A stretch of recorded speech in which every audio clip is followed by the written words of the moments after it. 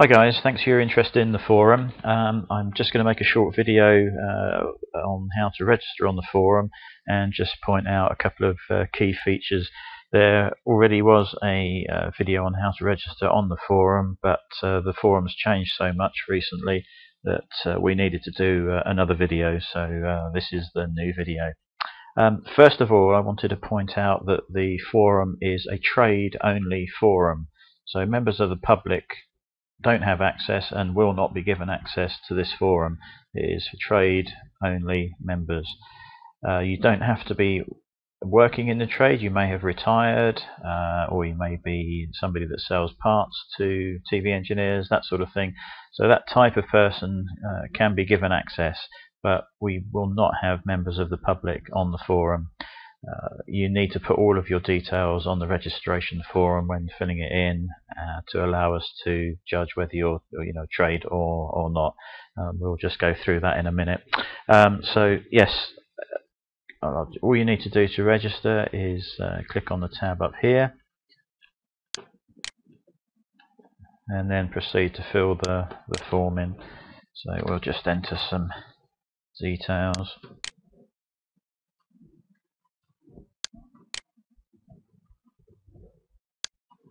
Your email address must be valid. Part of the registration process is we will send you an email to activate your account. So if you don't enter the correct email address, you'll never receive that validation email and you won't be able to activate the account. And then after a few days, your account will just be deleted. Okay, so please enter a valid email address.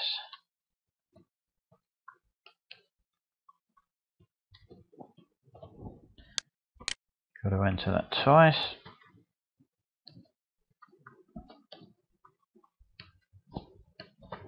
That's that. Now to stop automatic, robots and things from spamming the forum, there's a task here that you need to complete, and all you've got to do is drag these pictures to make up the proper image there.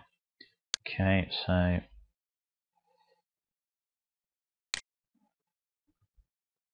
I don't know what it is. Oh, there we go.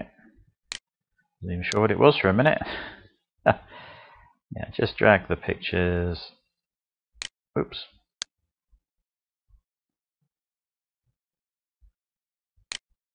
Line them up. And hopefully that will be accepted. I'm not sure whether it matters if there's a small gap there or not. I'm not sure. We'll find out later on. So we're just going to enter our details here, and again these have to be your real details. If I can't verify any of this, then your account just won't get activated and will get deleted. So please fill in the proper details. If you're a trade person, trade customer, then this isn't going to be an issue. So yeah, if you've got a shop or you're a company, just pop in your company name here, something that I can just verify by going onto Google or doing a Yellow Pages search or that sort of thing. If you're retired or you're just starting out in the business or you've got some other reason for wanting access to the forum, just put in here your experience, why you want access, that sort of thing. Something just to validate the registration.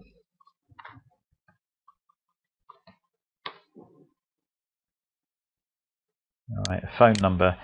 This is purely for me to be able to contact you.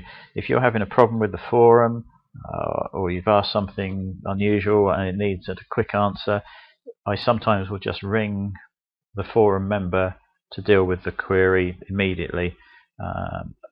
Please don't put a mobile number in there unless you really have to. I'm certainly not going to ring a mobile number at 40p a minute or whatever the ridiculous charge is. Put it in there if that's the only thing you've got. But if you put a normal landline number in there, I'll be able to contact you if required. And do bear in mind that all of these fields are generally only visible to me, and you will see that, like your surname, this field is hidden to all members except the admin, which is me. Same with your first name. your location. This field is viewable by all members. You don't have to put your town, you can put the country, but it's nice if we get a feel of where members are around the country. It's useful when we get feedback from other engineers all around the UK just telling us how work is in their particular area. So it'd be great if you can put a town down there, but if you feel you're not able to, perhaps a county or just the UK or wherever you are in the world is okay. Yeah, this one here again, this field is hidden from all members except me. As I said before, just put in your company name, any information that I can use to prove that you're in the trade or was in the trade, that sort of thing. Your phone number, whatever. If you've got an account with Flat TV Parts and you subscribe to the forum, and that subscribing is not registering, subscribing is where you either pay £10 a year for certain access or $44.99 a year for access. If you take out a subscription and you have a Flat TV account number, then you will get a substantial discount when you buy parts from Flat TV Parts. So if you have an account with them, log in or look on your paperwork and type in your account number in here. If you don't have an account number with them, just leave it with the little asterisks in there and ignore that question. We have a little list here of what you do. Generally you won't be ticking the forum advertiser, or certainly you won't be ticking the forum sponsor box, but you can select as many of the others as required, and that just helps me and other members know what you do. Any relevant qualifications, well, you know, some of you will be City and Guilds qualified, others will be qualified in the sense of you've got 20 years experience.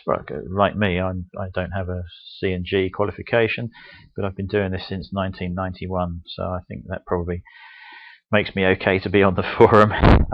So yeah, just a little brief account of your qualifications or you know, what your experience in the trade is. Again, all hidden to other members except me. Date of birth, yeah, we just need that. I will email you a happy birthday message once a year, and again, only I have access to that, so don't worry about these things. You're not going to get dodgy emails from whoever. None of your information is given to any other third party. Everything is kept privately, and it is for forum use only. Never will you get spam emails from anyone else, and your information is kept securely on the forum server. And the server is with a company called One on One, which I'm sure most of you have probably heard of. Now, if you have been referred to the forum by a current member, just enter their username. So yeah, that just helps us know who's referred you, and also helps if you can't fill in certain information up at the top here. I can have a chat with the member who's referred you, and we'll get you on the forum that way. Your time zone, you can select wherever you are in the world, so the clocks and everything are correct. And this is for daylight saving time. You can choose to receive email from just the administrators, and you can choose to receive email from other members as well. I will certainly send out an email. They probably go out once a week or once every 2 weeks, and it's just, we sometimes like to inform people as to what's going on the forum, or any changes or anything they may have missed and that sort of thing. So yeah, but you can choose. Sometimes I will override this if you've decided not to receive emails from me as an administrator. Sometimes the message is so important that I can actually override that and send the message out. So if you like, in this box here, you can type in if you are a dealer for any particular makes. Again, this is optional, and you may feel that you're not able to enter this detail, so it's entirely up to you. Again, all hidden except to me. So please feel free to fill it in if you need to be a little bit more private, shall we say, on the forum for various reasons. Then you can leave that blank. Biography, just a few details about yourself if you're comfortable with that. As it says here, this field is optional and viewable by all members. But it's just nice to get a feel for who we're dealing with. We're all in the same game here, so nice to get a few bits of information about you. Same with interests. We have a few guitarists and musicians on the forum, for instance. So if you've got a particular interest, let us know. Some of the other guys may well have similar interests. Any additional info? Well, you can put absolutely anything here. If you've only got a mobile number, just let me know here. There's another important thing here. We have a few members on the forum who work for large companies, and they have to stay anonymous within the forum. We all know who they are on the forum, obviously. Certainly I do, and the staff members do. But they have to remain anonymous, and I can arrange that for you. Just contact me and let me know why that is, and we can arrange it. So yeah, that's that. The next bit is you have agreed and read to the terms and rules of the forum. It's all pretty straightforward stuff. The biggest one that comes up generally is the copyright. If you're a member on the forum and you post on the forum, then that text that you type in is copyrighted to the forum, and other members may not copy that and paste it into other forums and things like that. We've had a couple of cases recently where this has happened, and you can't do that. Let's say you typed in a tip. In fact, this came up a couple of days ago in an email.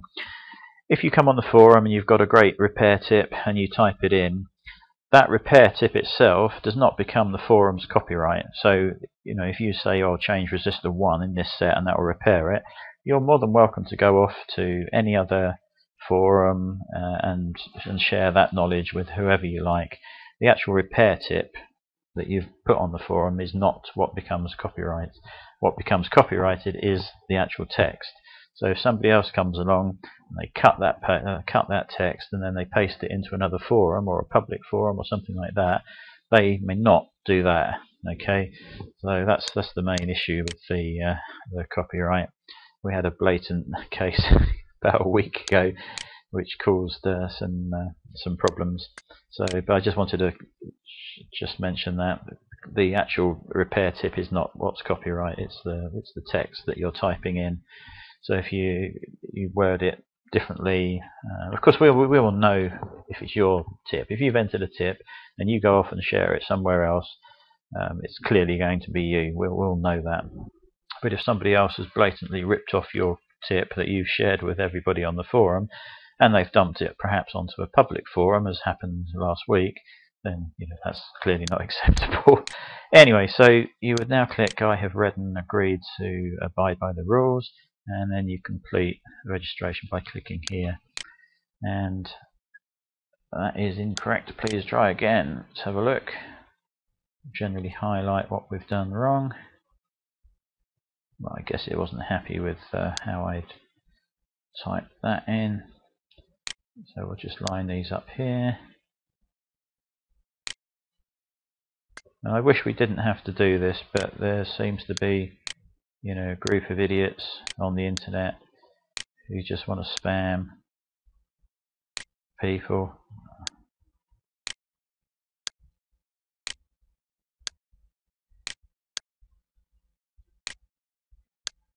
I'm going to try that again. I don't know. Oh, the user. No, that wasn't the problem actually. Most it was. That is valid. I thought that was flashing up a message saying it wasn't valid.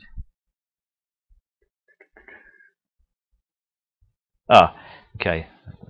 I've made a mistake. Any relevant qualifications, you must enter the details requested. So you've got to put something in here. It's been a while since I had to look at this. So biography, optional. Let's just try that again.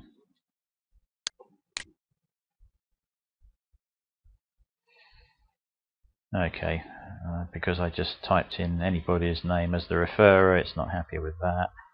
So it does check these things, so I'm just going to delete that and we'll try that again. Oh, tick the box. Ugh. Let's have a look. What did we miss?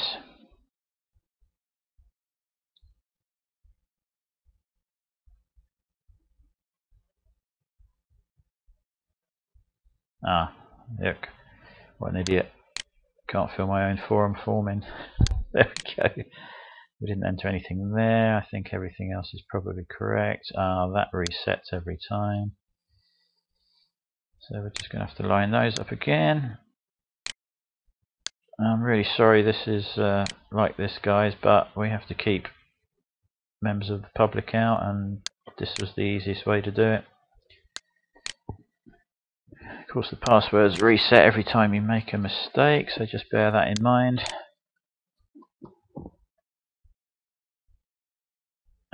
Hopefully we've done it. There we go. Yeah, sorry about that. So if it comes up with a warning message at the bottom saying something's incorrect, please scroll to the top of the form, because you will have to re-enter your password. That's a security feature of the registration process. And then just go down, look at the boxes. If you haven't filled any in that say you must fill them in, then just enter the details. So we've now registered. An email's been dispatched to the email address that you've used, and in that email there'll be a link that you have to click on to activate your account. Once that's been done, I get a notification. I go and look at your registration form, and if everything's okay, you will get approved as a member. Now, the new feature on the forum is you will be moved, once registered and approved, you will be moved into a group called Restricted Access. You will be in that group for a maximum of 7 days. You've got two choices whilst you're in that group. You can ask questions in the welcome and visitors section if you've got any queries on how the forum works, and obviously you'll be able to read a few posts on how it does work and watch the forum videos on how it works. But after 7 days, or before it's at the end of 7 days, you must decide either to become a forum supporter, which is £10 per year, or you must become a forum subscriber, and that costs $44.99 per year. There will be a video on the forum showing the various options and what you get for that price. But if after 7 days you choose not to pick one of those options, then your account will be deleted. I've taken the decision recently that I must maintain the forum for those who are active on it and who are supporting it financially. And there's no point in having, as we have at the moment, 169 restricted access members, because they're taking up server space. They're not active on the forum. They can see very little information on the forum, and I think the plan is to remove all of those members at some point, and purely to look after the members who have paid a subscription. So yeah, you'll have 7 days to have a quick look around. Unfortunately, part of the security in place for visitors and guests and those in the restricted access section is that you cannot see posts that you're not authorized to see. I had an email from somebody who was quite upset the other day, who said he's not wasting his time on a forum that has got absolutely no entries in it. Now, what he didn't appreciate before he got stroppy with me was the fact that his account hadn't even been activated, and he could see no threads, or very little, because he was not registered and activated and was not a subscriber. Currently, as of today, which is the 12th of November 2012, there are 10,000 posts, and 10,000 threads, 40,000 posts, and we've got about 420 members. of which I think 169 are in the restricted access group that will be hopefully encouraged to pay and become a forum supporter or subscriber.